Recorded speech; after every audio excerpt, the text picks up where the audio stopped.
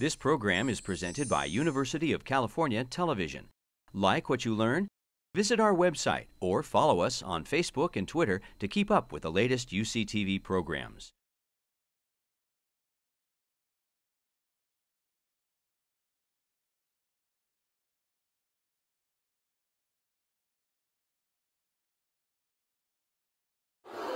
I think we can all agree that this has been a wonderful occasion so far, an extremely rich morning. Lots of issues raised, lots of substance discussed, and we are now about to enter the afternoon. I'm talking for a few more minutes just to talk while things settle. An afternoon that promises, I think, to be almost as rich as the morning. To begin the afternoon, let me welcome you back. My name is Dean Jamieson. I'm here at UCSF again as a senior fellow in global health sciences, and delighted to be back, delighted to be able to participate in this wonderful symposium. This afternoon's first discussion is on finance, on directions for, in particular, development assistance finance, and we have posed the question of the implications for international finance, for collective global finance, of one of the main conclusions of the Commission on Investing in Health that Jaime referred to this morning. The chair of that commission, Larry Summers, has, let me say, I think, an unusually hopeful and optimistic view of where the world is and where it's going. I found it sometimes hard to keep up with his optimism. An important facet of his optimism concerns continued economic growth in the low and middle income countries. And one of the things that the Commission on Investing in Health did was a 20-year projection to 2035 of what economic growth would likely look like. Now, I think we can all appreciate the huge uncertainties in such an enterprise, but we made a stab at that. Under any reasonable set of assumptions, though, barring major catastrophes possible, the resources available to most but not all of the low and middle income countries will increase quite markedly in the coming 20 years. That means the resources that they have to finance maternal and child health, control of AIDS, tuberculosis, malaria, other facets of their health system, if they so choose, will increase markedly. As the Institute for Health Metrics and Evaluation has documented in its work on trends in global development assistance for health, that's now runs at about $30 billion a year. That's a huge increase from where it was 15 years ago. On the other hand, times are tight in the high-income countries. That amount isn't projected to increase. I think Chris's conclusion is that it's not now decreasing, which is, in the circumstances, I think, good news. But we don't expect major increases. But we do, if Larry Summers is right, see a major possibility for substitution of national resources for global resources. Those global resources can go in a number of different directions toward global public goods. Today we have, for this brief session, two institutional leaders and two intellectual leaders who are concerned with the global public goods aspect of development finance. And I'll turn first to Peter Singer, who's the chief executive of Grand Challenges in Canada, then to Roger Glass from the US NIH, head of the Fogarty Center and assistant director of NIH for global or international affairs. So they bring two very different institutional perspectives on both the need for resources spent at the global level, how those resources are evolving, and how they might best be used. So I think that will be the direction of our conversation this afternoon, and with that I'll turn to you, Peter. Thank you very much, Dean. I mean, the first thing is, I think if we're having a fireside chat, is there any way to get the fireplace channel up on the thing behind? It's like my favorite channel, and seriously, to Jaime and Haile, what a great honor it is, and this crowd here is a testament to your fine work, and it's such a huge privilege to be here in celebration for all you've accomplished. So thank you very much. Third point is I'm actually changing my name for the tweeters in the room to @PeterA.Singer. So if you recognize that name change, that'd be great. So this is a huge topic, and so obviously in 12 minutes, Roger and I can't cover all of it. I want to go in with a very specific lens, and that's the lens of innovation. So first point, as Dean mentioned, development assistance for health, according to Chris and his colleagues, is about $31 billion. That's mostly G8 or OECD countries, development finance institutions, NGOs, and of course foundations. And the total official development assistance envelope, or official development assistance, according to the OECD DAC, is about $135 billion. So the first point to make is that's not enough to solve the global challenges that we face. So where is the innovative finance going to come from? Well, compare those numbers in the kind of 100 billion range with the world GDP of 85 trillion. And of that world GDP of 85 trillion, about half of that, as of last year, comes from emerging and developing countries. So one place the innovative finance has to come from is from domestic sources themselves, domestic resource mobilization. And I'm not an expert on this, but as far as I can tell, what we should be looking for there is something like IRS auditors without borders. To complement, you know, the MSF crowd, because it really is about domestic taxation and the political will to keep those difficult systems in place and to invest in social areas. The second place, I think, in terms of innovative finance would be the investment bankers without borders, because there's about $210 trillion of private capital in savings.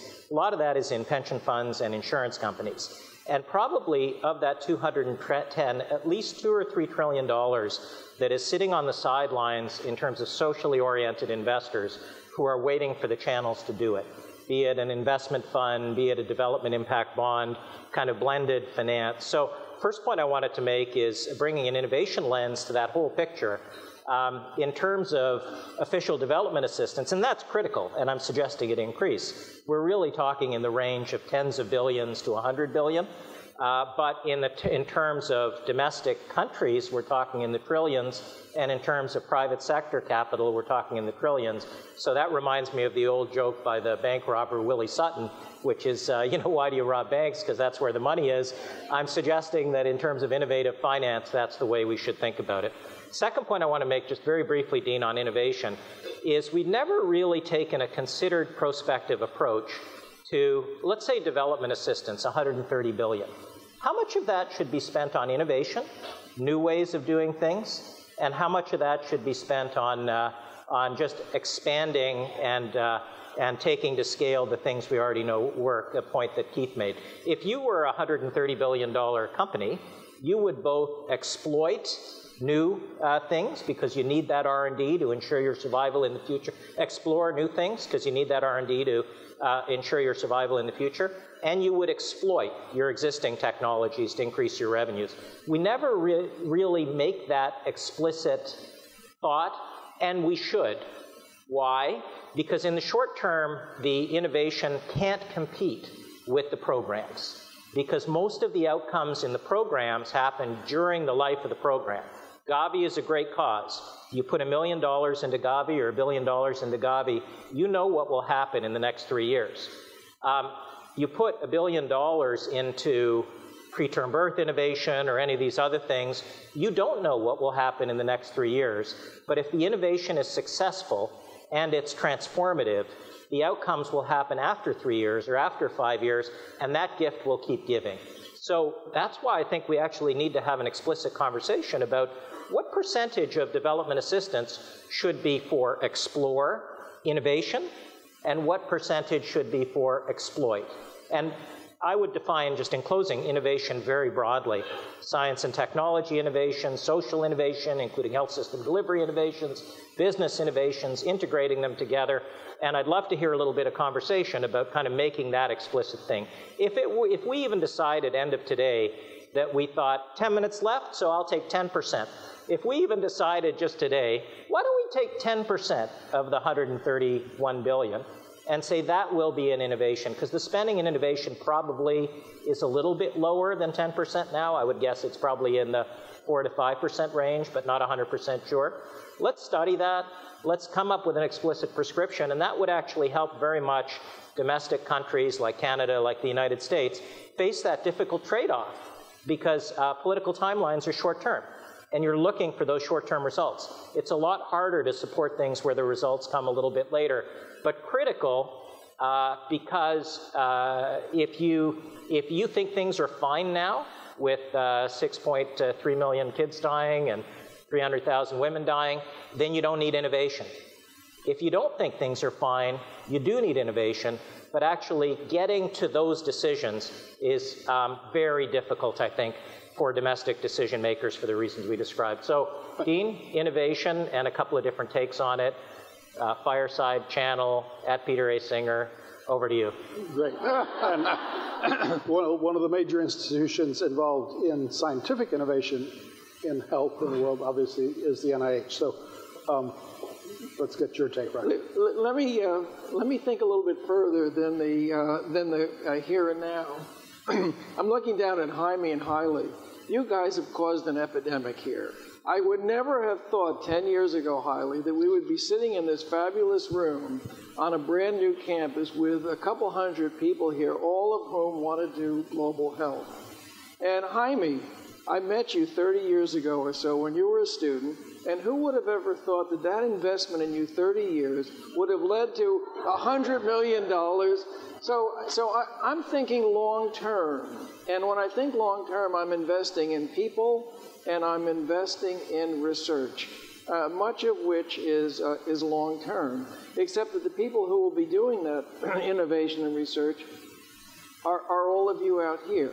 So this center, I'm so delighted to be here because you are really making the future happen in ways that we can't count. You know, Einstein had this quote, many of the things we count don't count, and many of the things that we count don't count, and many things that count can't be counted. I don't know how to put an economic value on what you've done for this Center for Global Health here. I know it's enormous, like pornography, I know it's enormous, but I don't know how to measure it. And I think that, so my first point is that while we think about investments in global health, I think perhaps the best investment and the investment which will give us the greatest return in the long term is what you have done right here at this center. And I know Haile 10 years ago, this was a vision, a crazy idea that now has morphed into something absolutely incredible.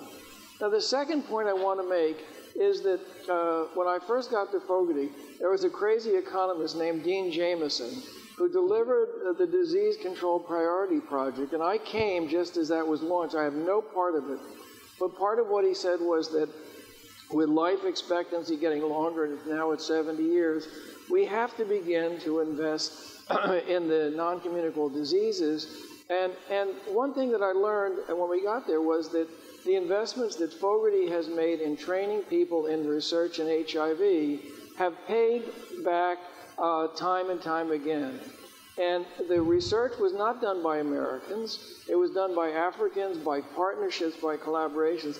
But it's led to the ability to think of a generation without AIDS, so that the PEPFAR program that Eric Goosby ran could not have been done without the research basis. I would also say that in terms of innovation, we have no monopoly on brains in the United States. I only have to look down to see a surgeon from Eritrea an epidemiologist from Mexico, a sanitarian from the UK, an economist. We have sapped the brains of others to make innovation happen.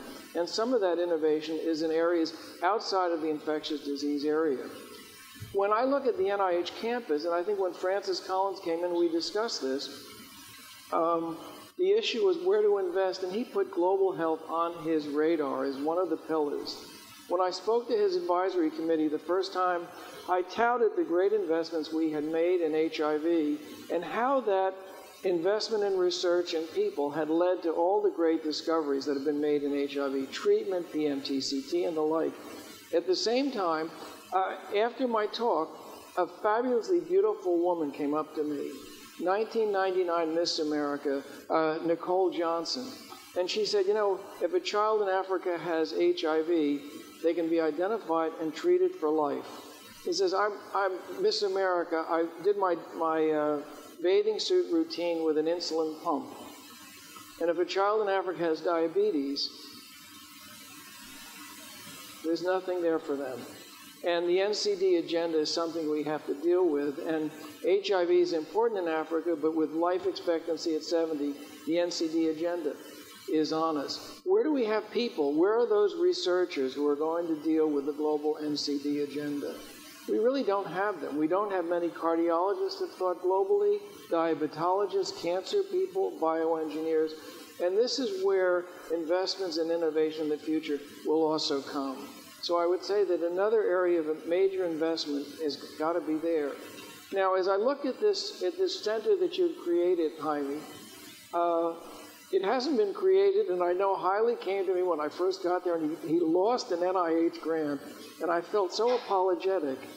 This center has been built not only with NIH funding, but with private funding, with public-private partnerships, with donor funding.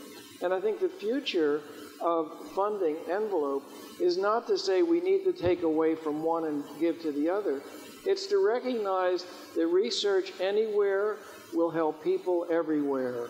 And we're doing our best research on Alzheimer's today among populations in Colombia who have a high prevalence of a single gene that makes Alzheimer's occur young and with rapid expression. We've done lots that we can do globally that we can't do at home. So the frontiers of science tomorrow, today, are going to be overseas. So in closing, I think that we have opportunities that we need to invest in research and in the next generation of researchers. We need to expand our global health and the global health funding envelope, not only to the infectious diseases and HIV and Ebola that are critical, but to the NCD agenda as well. And I can only look out here and smile at all these young faces who are going to be the beneficiaries of this Center for Global Health here at UCSF. You guys have made an absolutely enormous, game-changing contribution. And I think with being here, I have to say, it's got to be economically profitable for San Francisco and the San Francisco area and the state of California. Thank you so much.